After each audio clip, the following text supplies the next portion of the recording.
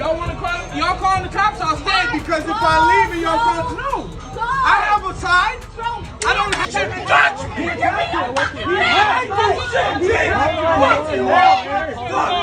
ain't on my side, bitch. You ain't on my side, bitch. Y'all don't see shit how it is. Y'all don't want to see.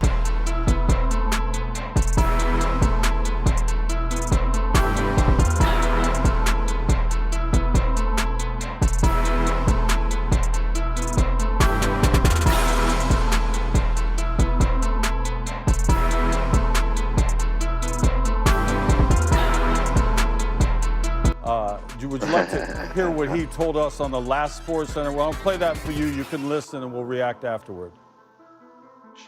I got respect for everybody that gets in the cage, but as a person, I just don't respect him, and his skill set is not my skill set. So I'm gonna say no. And the reason why I don't respect him is the way that he tries to promote fights and promote himself. I don't see eye to eye with him. I think he's wish-washy, you know. If he was the type of guy that stuck to his guns, but he's always changing his mind and opinion, and one day he's like asking me to take pictures, and then a couple years later he's this thug on Twitter, you know, I can't respect him. You know, if he disliked me from the beginning, disliked me now, maybe I could see more eye to eye with him and just not agree with his opinion, but at least respect it. You know, I don't think he is who he says he is. Is he just hyping a fight, or is there actually some enmity, some bad blood between you two? So that's the crazy thing is, you know, he was always a guy that was just, you know, a run-of-the-mill 500 fighter. He was a nobody, really, just a journeyman in the UFC. But I was the one there being interviewed. So this guy's told me about I wanted pictures and this and that from him. The real story is he has turned into everything that he said that he wasn't. A real gangster don't need to talk about what they're gonna do or what they're capable of doing, or wearing pink robes on a two-seater plane, private jet or whatever. A real gangster don't need to talk about that. You know, we all know in most cases the loudest one in the room is usually the weakest one in the room. I don't need to wear pink robes and pretend like I'm eating pizza on the plane. Everybody knows I'm dieting right now. I'm not doing all that. I'm dieting because I'm preparing to go out there, and he says he wants to baptize. Well, guess what? I'm going to bless him with these hands and these fists. So July 11th, UFC 251, that's what you guys are going to see.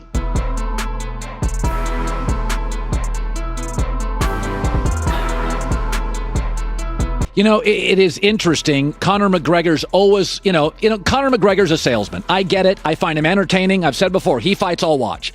But what's interesting about Conor now, Dana, I think you have better fighters. And that's not a shot at him. I just think the sport's evolved. I don't think he's one of the top 2 or 3 fighters. If I said to you, Conor McGregor is not a top 5 UFC talent right now, is that a shot at him? Am I unrealistic? Am I accurate? And that's not, again, I'm not an expert here, but I just think you have better fighters than him. I understand. Yeah, no, there's no doubt that Conor McGregor is one of the best in the world. What's going on with Conor McGregor is what goes on with all professional fighters when they become extremely wealthy. And Conor McGregor is rich, and he gets to pick and choose what he wants to do now. And he's at that point in his career where he's got a few fights left, and I think he wants to, you know, as of right now, he's retired. I wouldn't be surprised if he came out and wanted to fight somebody next year after all these different fights play out.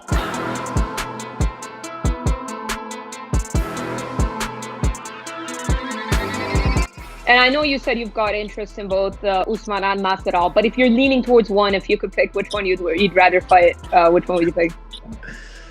I don't know. Probably Masvidal, probably. Yeah, probably Masvidal. No, probably fight Usman. He's the last person to beat me in competition, and then defend my title against Masvidal.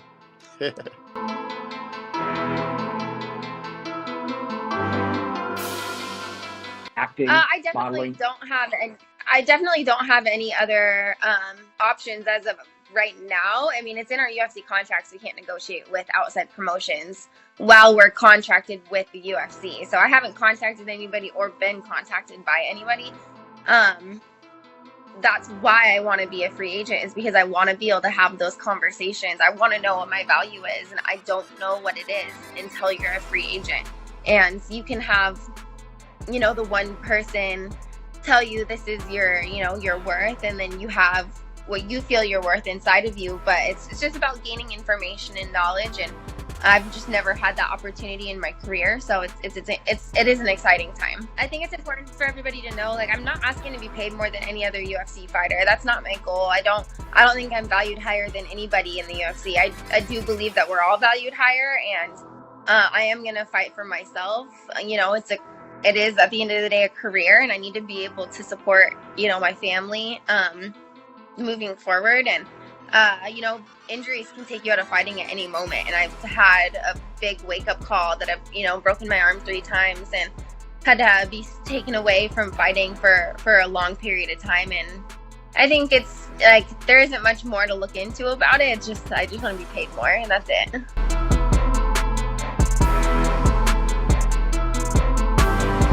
I knew that there's always, even before the fight happened, I wanted to be more of an active fighter.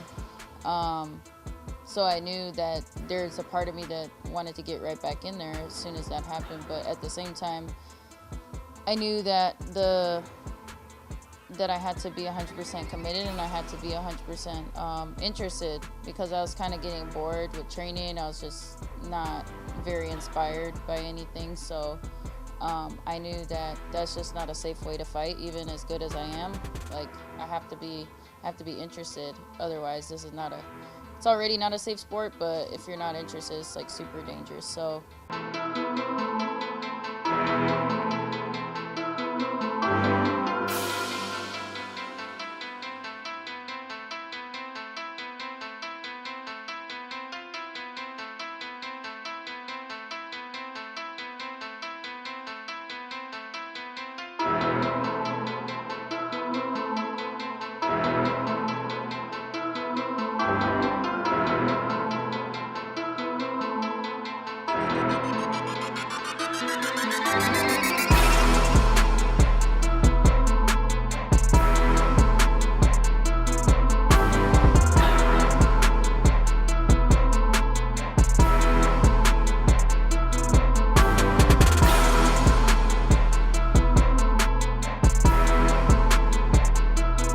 Guerra total. Fiz um Muay Thai com o Lucas.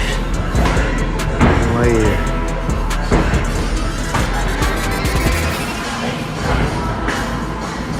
Só tem movimentação.